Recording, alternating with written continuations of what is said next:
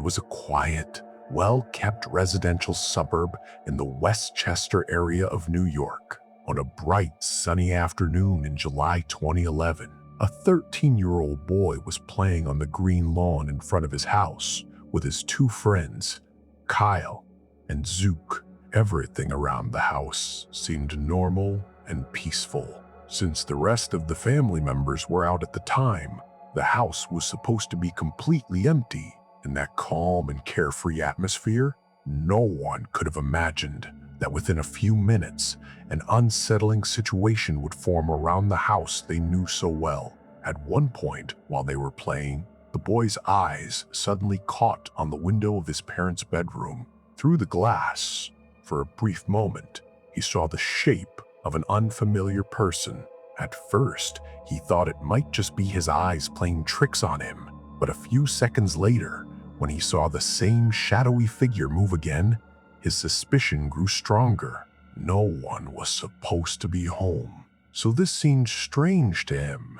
Even though curiosity and worry mixed together inside him, he went into the house alone to check if it was true. As soon as he stepped inside, an unnatural silence made him even more uneasy. There were no human voices anywhere around, only the stillness of the rooms. Just then, the slow, heavy clunk of footsteps came from the direction of the second floor. The sound was so clear that there was no mistaking it. Someone was walking upstairs. His heart was pounding, but he still moved forward to the bottom of the stairs and looked up. From there, he saw the legs of an unfamiliar man standing in a corner of the second floor hallway. In an instant, his whole body froze with fear, realizing how dangerous the situation was. He didn't waste even one more second.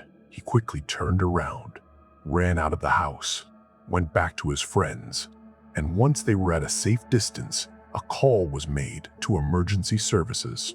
Until the police arrived, they kept watch on the house from outside. During that wait, the boy again saw the suspicious person's face peek through the same window. This confirmed that someone really was inside the house. Within a short time, the police reached the scene and surrounded the entire house. Several officers carefully entered and began searching every room. After a long search, they found and arrested a half-naked man in a room on the second floor who was high on drugs and completely unstable. At the time of the arrest, the man couldn't even speak properly. The investigation later revealed that he had gotten inside by taking advantage of an unlocked door. Several drawers in the rooms were found ransacked, but the strange part was that nothing valuable had been stolen. This made investigators even more convinced that the man's intentions might not have been about theft alone. However, exactly what he had wanted to do or why he had chosen that particular house was never clearly answered. Even though many years have passed, the experience of that day has never faded from the boy's memory. He later said that the legs of that stranger he saw at the top of the stairs and the sound of those heavy footsteps echoing through the silent house were among the most terrifying moments of his life. Even today, whenever he enters an empty house alone, the memory of that day stirs up the same cold fear inside him.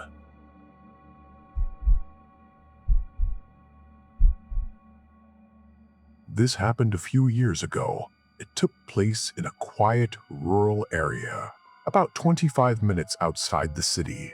The house was surrounded on three sides by dense forest and a narrow walking trail. The homeowner had to leave town for urgent work, so the job of taking care of his chocolate Labrador, named Bear, fell to a young man. Bear was very smart and full of energy, and he could sense the presence of people or anything unusual very quickly. It all started one afternoon. Like every day, the young man took Bear out for a walk on the familiar forest trail beside the house. At first, everything seemed normal, but halfway down the trail, Bear's behavior suddenly changed. He didn't want to go any farther. He kept looking back into the thick trees, his ears standing straight up, growling low in his throat. Every so often, he'd stop and sniff the air, as if he sensed something invisible nearby.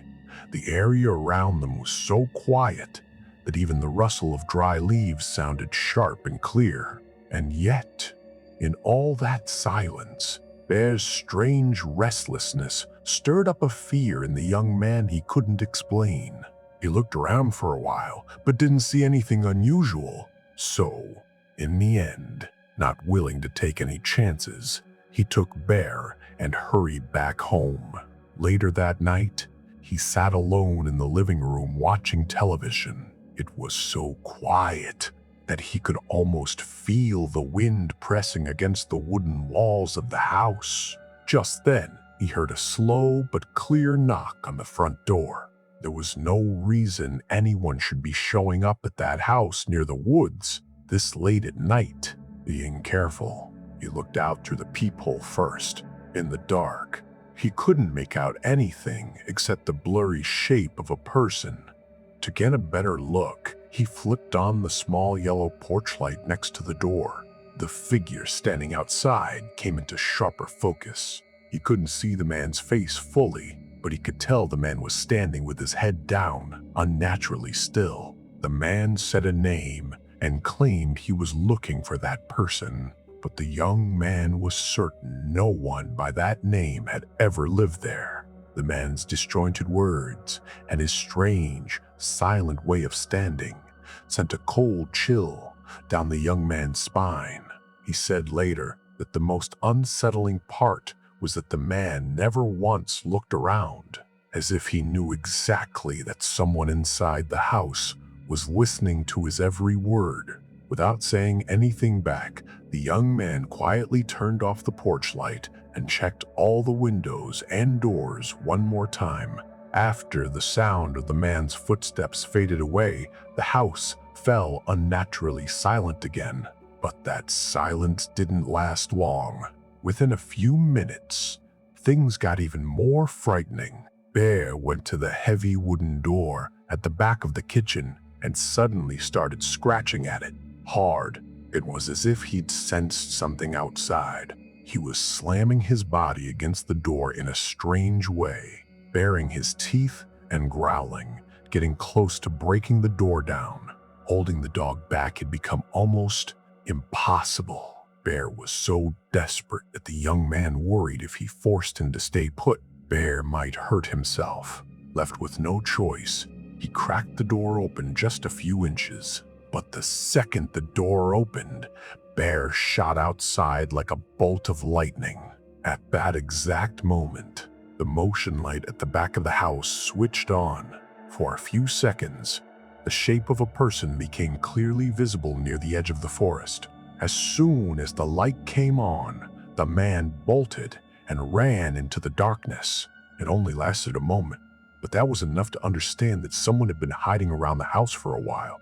Bear had chased after the man into the darkness. The young man couldn't bring himself to leave the dog alone out there in danger. Flashlight in hand, he crossed the porch and started making his way down the forest trail, moving very carefully. All around him, there was nothing but shadows and darkness. After just a few steps, he heard the sound of a dry branch snapping somewhere behind the trees. Then, from one side, a faint whisper-like sound. From the other side, footsteps. The sounds didn't stay in one place. It was as if more than one person was slowly shifting position around him. He swept the flashlight beam in every direction but couldn't see anyone. Still, the farther he went, the more he felt like someone was watching his every move from the darkness. He said later that, in that moment, it felt like it wasn't just one stranger, but several unfamiliar people silently closing in around him and Bear. That feeling was what scared him the most. There was a clear sense of presence all around him, but he couldn't actually see anyone. Just then, Bear came running back out of the darkness, panting hard. Only moments earlier, The dog had charged out fearlessly, but now he pressed himself close against the young man's leg, his tail tucked between his legs. His ears had folded back, and he wouldn't even glance toward the forest again. Seeing the dog change like that made the young man's chest tighten with fear. Without waiting another second, he rushed Bear inside the house and locked every door and window tight. They spent the rest of that night together, huddled in a corner of the room.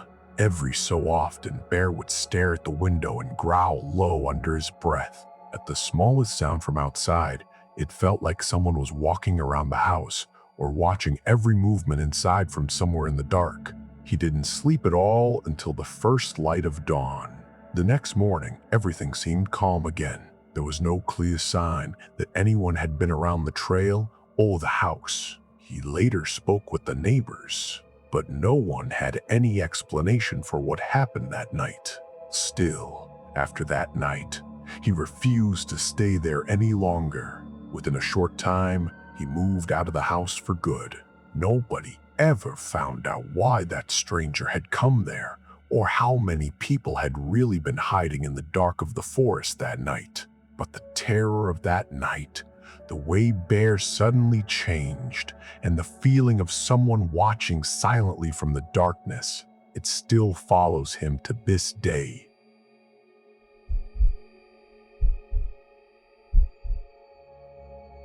The Jasper area of Georgia had a quiet, isolated neighborhood with an endless stretch of thick forest spreading out just behind it. This happened a few years ago, over a Memorial Day weekend.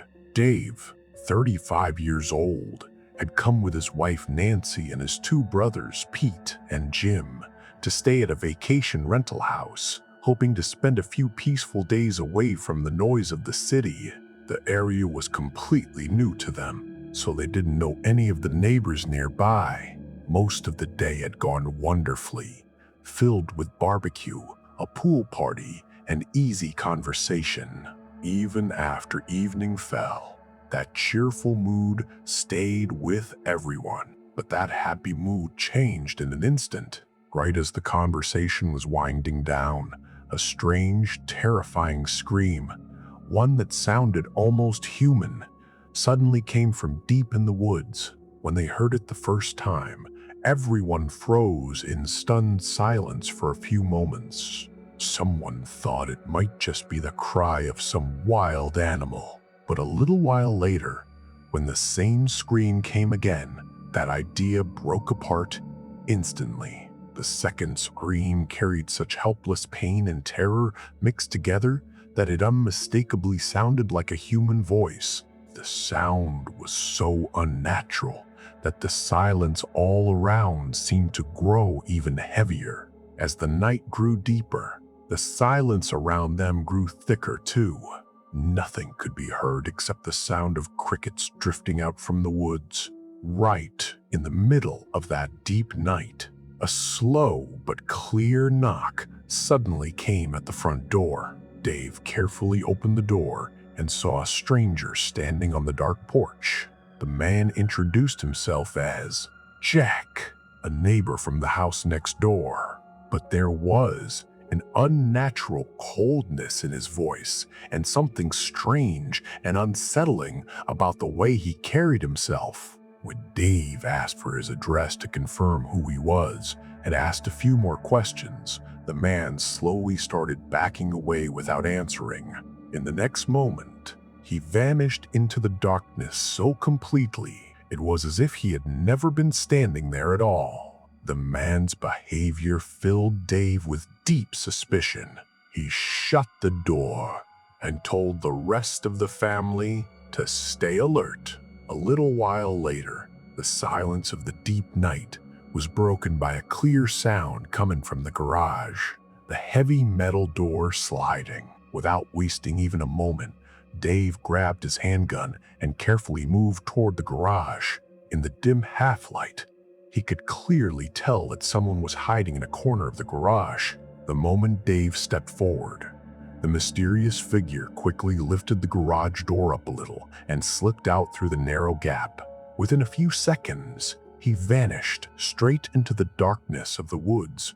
It happened so fast that there was no chance left to follow him. Dave called the police right away. The police arrived quickly and searched thoroughly around the house, the garage, and the surrounding forest. Even after checking every possible path, they couldn't find any trace or identity of the man. Who the man was, why he had been wandering around the house so late at night, or whether he had any connection to that terrifying scream from the woods. The investigation turned up no answers to any of it. Dave later said that every moment of that night still comes back to him clearly, even now. Even the slightest rustle of wind from the woods late at night makes him feel like someone has quietly come to stand in front of the garage door again. The mystery of that unknown night has never been solved, and that same fear is still alive in their memories today.